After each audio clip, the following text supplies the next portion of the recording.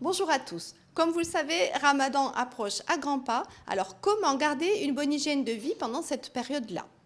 Je dirais qu'il y a 3 points essentiels. Premièrement, garder une alimentation saine et variée et éviter de tomber dans les excès. Deuxièmement, bien s'hydrater. Et enfin, privilégier le sommeil à la nourriture. En ce qui concerne le rythme des repas, il n'y a pas de règle. Chacun doit faire ce qui lui convient. On peut prendre 2 ou 3 repas. Je vais prendre l'exemple de 2 repas, un ftour, un sahur, avec un petit encas entre les deux.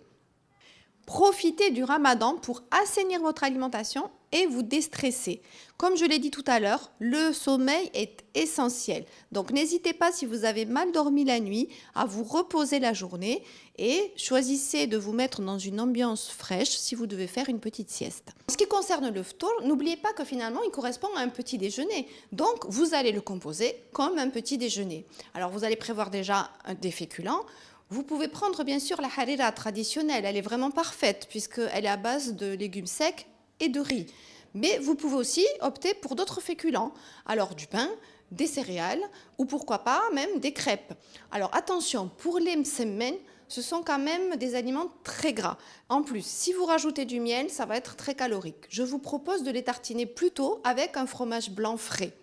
Pour les protéines, prévoyez des œufs, du fromage, des yaourts, du flan, mais attention, les flans sont sucrés, donc n'en prenez pas tous les jours. Et enfin, prévoyez des fruits et légumes. Alors même s'il s'agit d'un petit déjeuner, n'hésitez pas à préparer des soupes et des assiettes de légumes cuits ou crus.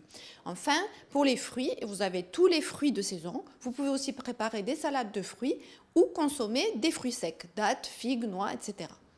Je sais que vous attendez que je vous parle des gâteaux. Alors pour ce qui est de la pâtisserie traditionnelle, comme les chbakia ou encore les briouettes, et d'ailleurs même aussi pour la viennoiserie, moi je vous conseille de les prendre plutôt après le repas. Vous aurez moins faim et donc vous allez limiter la consommation. Il faut aussi éviter d'en prendre chaque jour parce que ce sont des aliments très gras, très sucrés, donc très caloriques et je vous promets qu'à la fin du mois, vous aurez des kilos en plus si vous en abusez. Sachez aussi que ces aliments gras et sucrés entraînent ballonnement et indigestion.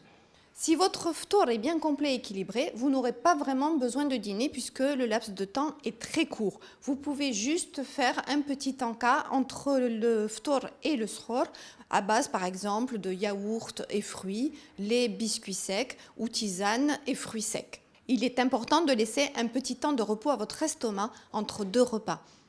Vous avez remarqué que je ne vous ai pas parlé des briouettes salées parce que je considère que pendant Ramadan, il vaut mieux éviter de manger tout ce qui est frit. Alors, on arrive au sahur. C'est un repas qui est vraiment important puisque c'est le dernier avant de reprendre le jeûne. Donc, il faudrait qu'il soit vraiment bien énergétique puisqu'il va vous permettre de tenir toute la journée. Donc, composez-le à base de sucre lent, du pain, des pâtes, du riz, des céréales. Vous pouvez par exemple faire un repas rapide à base de sandwich, yaourt, fruits ou carrément prévoir un plat cuisiné. Mais ce qu'il faut surtout éviter, c'est de manger trop salé. Je termine en vous rappelant qu'il est très important de bien vous hydrater. Alors pensez à boire de l'eau de façon régulière pendant toute la soirée et par petites quantités. Évitez les jus de fruits, de toute façon vous avez consommé des fruits au moment du ftour et évitez aussi les boissons sucrées, d'autant plus qu'elles risquent de vous donner encore plus soif. Limitez le thé et le café, ils sont irritants pour l'estomac et en plus ils sont excitants et ils risquent de vous perturber pour votre nuit de sommeil.